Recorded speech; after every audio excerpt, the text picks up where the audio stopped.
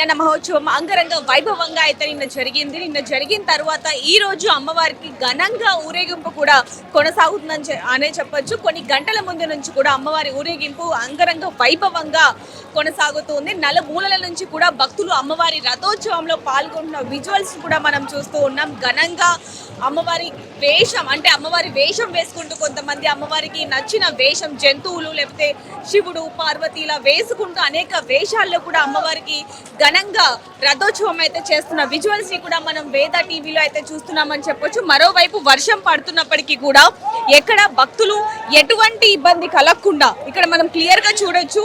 ఎటువంటి ఇబ్బంది కలగకుండా అమ్మవారి ఊరేగింపులో ప్రతి ఒక్కరు కూడా తడుస్తూ కూడా పాల్గొంటున్నారు అంటేనే చూడొచ్చు. ఆషాఢ మాసంలో బోనాలు ఎంత పెద్ద ప్రాముఖ్యత ఉందో అదే విధంగా బల్కంపేట అమ్మవారి కళ్యాణ మహోత్సవం తర్వాత ఊరేగింపు కూడా అంతే పెద్ద ప్రాముఖ్యత ఉందని చెప్పొచ్చు. ఈ రోజు ట్రాఫిక్ ని కూడా డైవర్ట్ చేసినట్టుగా కూడా పోలీసులు చెప్పడం జరిగింది. మరోవైపు నుంచి చూసుకుంటే వర్షంలో కూడా ఎక్కడికక్కడ ఎటువంటి అంతరాయం కలగకుండా పోలీసులందరూ కూడా భారీ బందోబస్తు అయితే రథ మహోత్సవం ఘనంగా సాగుతుందనే చెప్పాలి. ఇటువైపు చూడొచ్చు ఎంతో మంది ఇక్కడ పైన చెట్లు కావచ్చు లేకపోతే వైర్లు ఏవి అడ్డు రాకుండా ప్రతి ఒక్కరు కూడా తమ వంతు సాయం చేస్తున్న విజువల్స్ కూడా మనం చాలా క్లియర్ గా చూస్తున్నాం. సడన్ గా వర్షం రావడంతో ఏమైనా అంతరాయం కలుగుతుందేమో రథోత్సవానికి అన్న అనుమానం వచ్చినప్పటికీ కూడా భక్తులు ఎటువంటి ఇబ్బంది కలగకుండా ఇక్కడ చూడొచ్చు అనేక మంది యువత కూడా పోలీసులకి సపోర్ట్ చేస్తూ ట్రాఫిక్ కి ఎటువంటి ఇబ్బంది కలగకుండా రథోత్సవానికి సంబంధించిన ఏవైతే వెహికల్స్ ఉన్నాయో డీజే వెహికల్స్ కావచ్చు లేకపోతే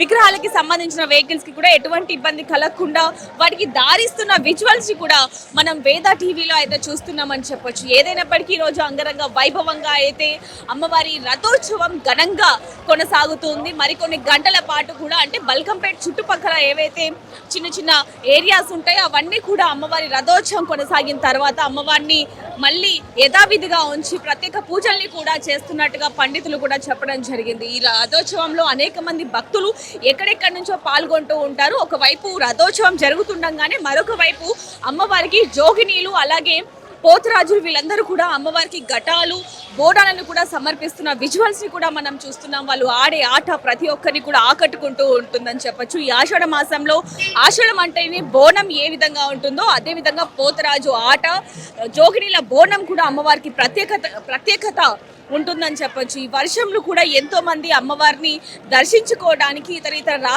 ఇతర ప్రాంతాల నుంచి రాష్ట్రాల నుంచి కూడా వస్తూ ఉంటారని చెప్పొచ్చు. ఎందుకంటే బల్కంపేట ఎల్లమ్మ తల్లి కళ్యాణం అంత ఘనంగా ఎన్నో రాష్ట్రాలకు తెలిసిన ఎంతో ప్రాముఖ్యత కాబట్టి ఎంతో మంది ఎక్కడెక్కడి నుంచో వస్తూ ఉంటారు. ఈ వర్షంలో కూడా అమ్మవారిని దర్శించుకోవడానికి ఎదురు చూస్తున్న విజువల్స్ ని కూడా మనం చూడొచ్చు. పోలీసులు కూడా భక్తులు ఎవరికి ఇబ్బంది కలగకుండా అన్ని ఏర్పాట్లను చేసినట్టుగా కూడా తెలుస్తుంది. ట్రాఫిక్ డైరెక్షన్లు కూడా పెట్టడం జరిగింది.